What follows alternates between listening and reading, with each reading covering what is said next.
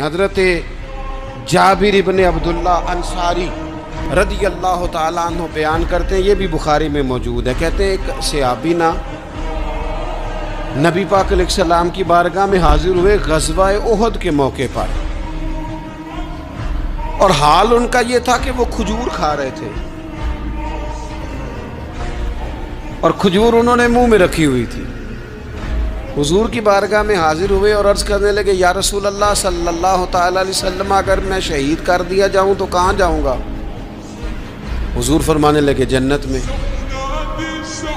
तो कहते उन्होंने जो खजूर मुंह के अंदर थी ना, वो उन्होंने निगली नहीं, अंदर नहीं ले गए, उसको बाहर निकाला और दौड़ के आगे बढ़े और जंग करनी शुरू कर दी और लड़ते लड़ते शहीद हो गए।